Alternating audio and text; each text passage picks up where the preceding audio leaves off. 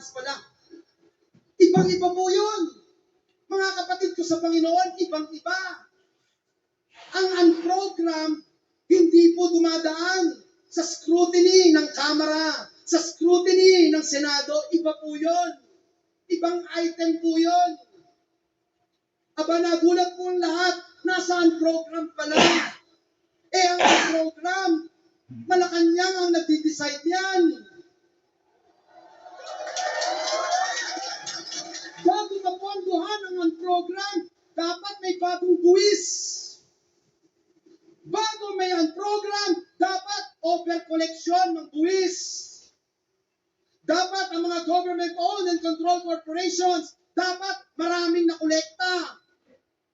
Bago ang program ay i-release, dapat may certification ng Department of Finance. Dapat bago sabihin may pondo, kailangan ng certification ng Department of Budget and Management.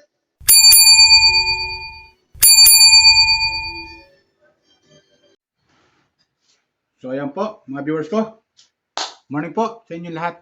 Nandito naman po ako. Welcome po kayo sa aking YouTube channel, Randy Channel. Pakisubscribe, like, and share, and comment dito sa aking video upload. Hayaan nyo muna pati yung kayo ng mga umaga, mga tanghali, mga nagabi sa inyo lahat. Sana po nasa mabuti yung kalagayan at palaya sa karamdaman. Lalo-lalo yung mga OFW natin dito sa abroad. Sana kayo paano mo doon na roon. Sana po nasa mabuti yung kalagayan at malaya sa karamdaman. Okay? Dito sa Pilipinas, Luzon, Visayas, Mindanao, shout out sa inyo lahat. Lalo-lalo na sa mga taga GIL, Jesus is Lord.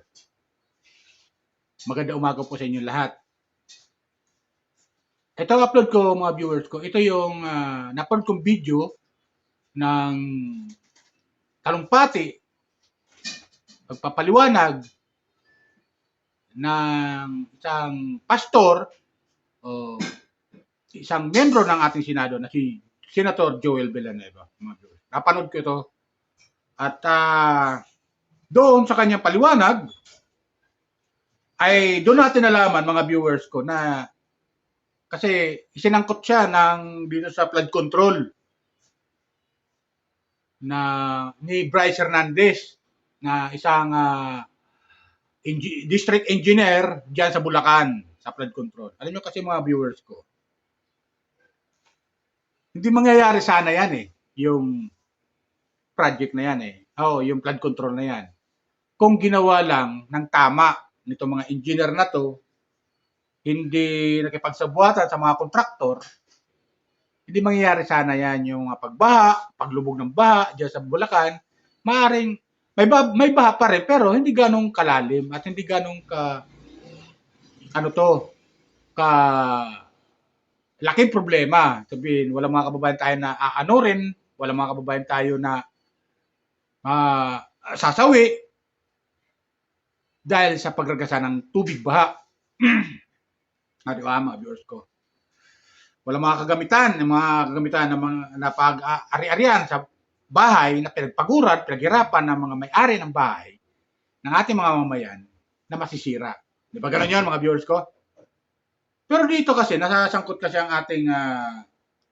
kasi itong si Senator Joel Villanueva sa flood control project. Nitong mga engineer ng mga tiwali na pinagkakatiwalaan ng ating gobyerno, ng mga engineer na ang kakapal na mamukha, mga viewers ko. Ngayon, dahil nagkalitsi-litsi na, nagkabulgara na, ayun, nagtuturo na kung sino-sino may tinuturo. Yan sinasangkot yung mga senador. Yung iban, dating senador. Yung ilan, mga congressman. Di ba, mga viewers ko, yung ilang congressman. Ay, sinasangkot na dito sa flood control project. Dito ngayon natin nalaman na talagang malalim na at matagal na pala itong ginagawa nilang katarantaduhan, nabisto lang, mga viewers, nabisto lang ng ating Pangulong Bongbong Marcos. Hinahanap niya yung mga project dahil tinignan niya, mga bayad na to, tapos na to, completed na, pero puntahan yung mga project, wala yung project, ghost project pala. Di ba? So matagal na tayo mga viewers ko, matagal na tayo na ginagago nitong mga engineer ng DPWH at ng mga kontraktor. Kaya nagsisipagyaman itong mga animal na to. Di ba mga viewers ko?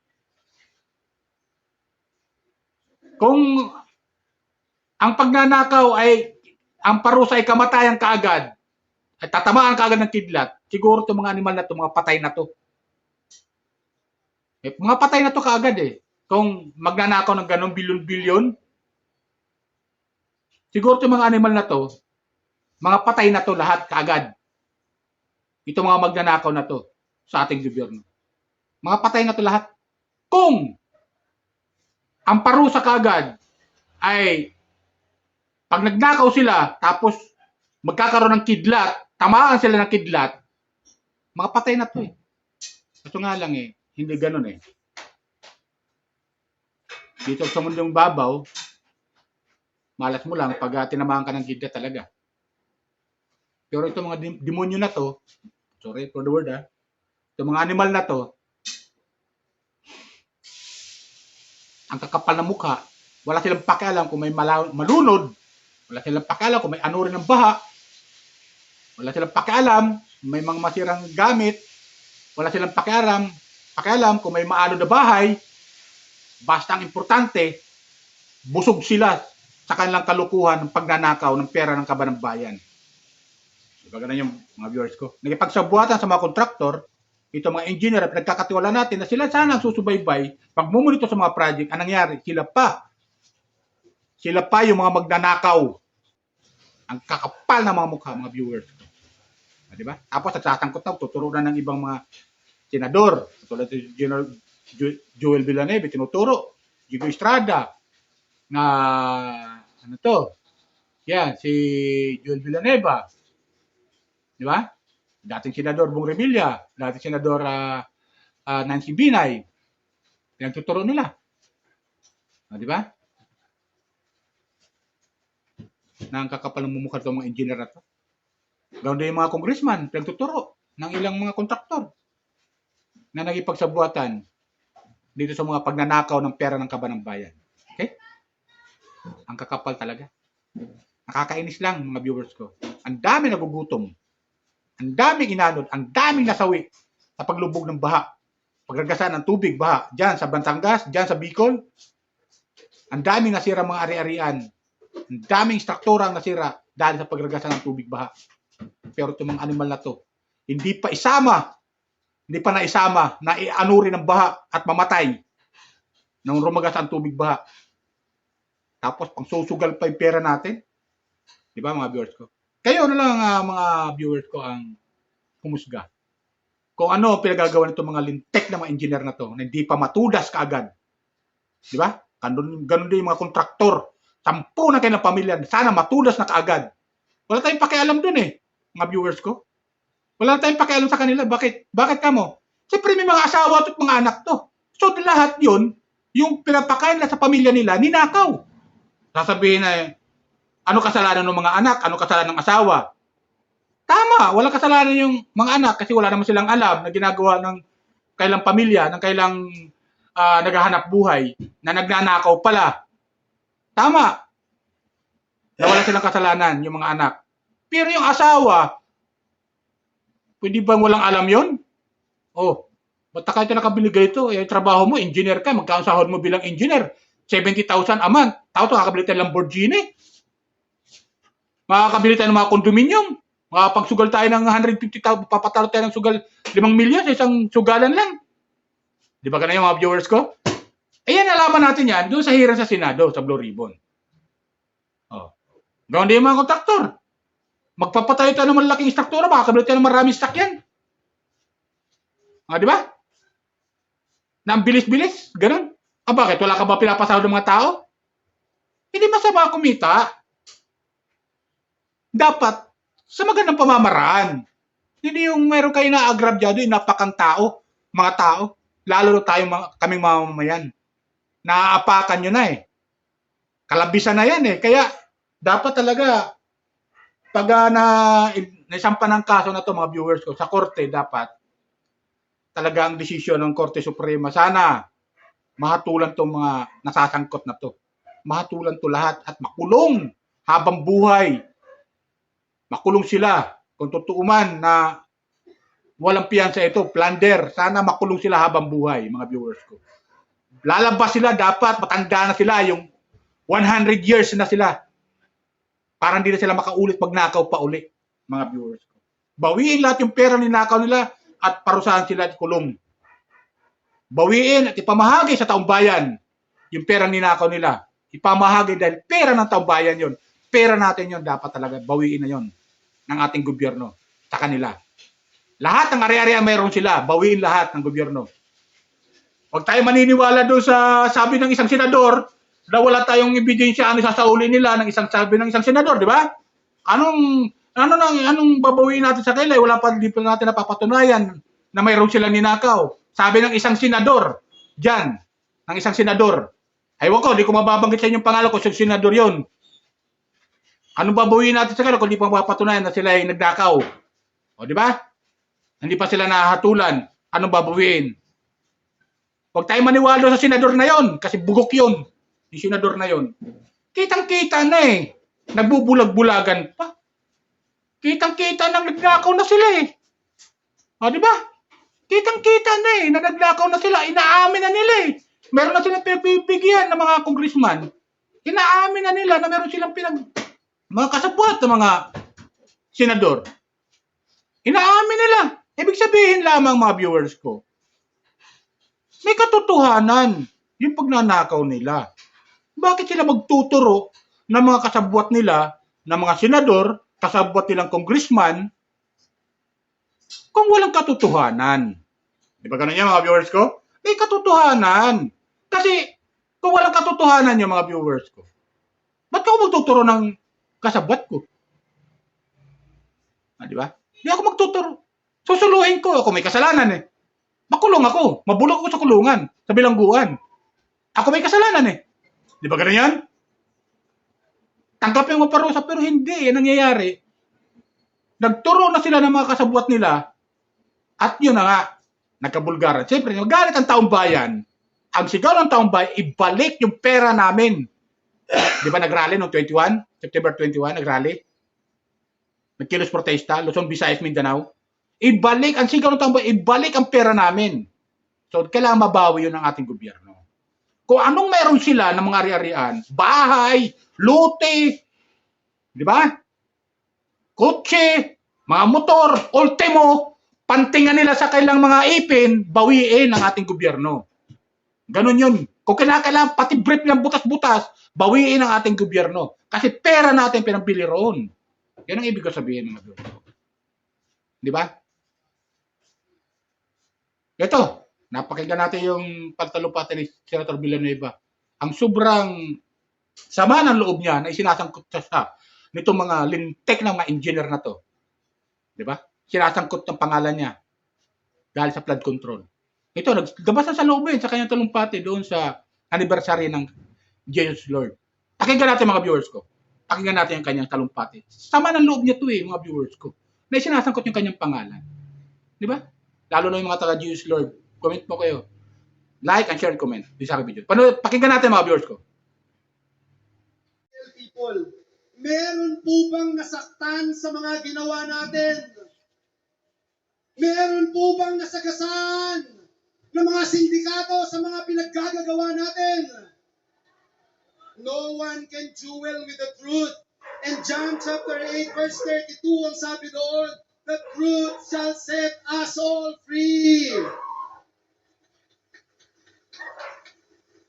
Hindi po ba ito set up mga magulang at kapatid? Sa mga kinaaway at nilabanan natin sa mga nakaraang panahon, lalo na sa sindikato ng flood control, meron kayang nagagalit at pilit ginugulo ang storya, ang totoong pangyayari para siguruhin na iset up si Joel Villanueva. Meron po bang umaaray na sindikato na gustong guluhin at sabihin na wag ilapit sa atin ang issue na ito? Dalhin natin kay Joel Villanueva. I-set up natin siya. Imaginin mo, ikaw ang unang bumanat, ikaw ang unang nag-expose ng kalokohan, tapos ngayon ikaw ang tinuturo na ikaw na daw ang mastermind. Absurd. Sa Bulacan, tubong lalawigan na ating mahal na mahal. Mula pa noong 2023, iniisa-isa natin yung mga flood control projects na puro palpak. Tapos, sasabihin, aba, easy target dyan si Joel. Si Joel Villanueva ang ituro natin. Hindi po ba set up ito? Hindi rin po ba set up na sabihin, basta Bulacan kay Joel yan. Wala nang ibang kongresista, wala nang ibang senador, wala nang ibang LGU official. Kay Joel yan, kaaway natin yan, i-set up natin. Tanggalin natin sa pagiging majority leader ng Senado si Joel Villanueva. Bakit? Mahirap na part siya ng leadership, aawayin natin. Tanggalin natin. Hindi po ba set up din ito? Alam niyo po, hanggang ngayon, walang makita na flood control project si Joel Villanueva. Kahit na anong invento, wala pa rin maituro ang kaaway. Yung binabanggit kanina ni Minority Leader Alan Cayetano, paulit-ulit sabi miyembro ng Commission on Appointment si Joel Villanueva. Hindi naman pala. Hindi pala ako member ng CA noon na pinaparatang nila. Pabago-bago na po ang storya. Pabago-bago na ang aligasyon. Mahigit 100 na ang storya. Iba-iba po. Ilang beses sa mga pagdinig sa Kamara, sa Senado, ang sabi po, sa General Appropriations Act yan, sa GAA yan. Pero nung huli sabi, ay wala pala sa GAA. Nasa unprogrammed funds pala. Ibang-iba po yun. Mga kapatid ko sa Panginoon, ibang-iba. Ang unprogrammed, hindi po dumadaan sa scrutiny ng Kamara, sa scrutiny ng Senado. Iba po yun. Ibang item po yun. Aba, nagulat po lahat. Nasa unprogrammed pala. Ang unprogrammed, Malacanang ang nagdi-decide yan. Bago mapondohan ang unprogrammed, dapat may bagong buwis.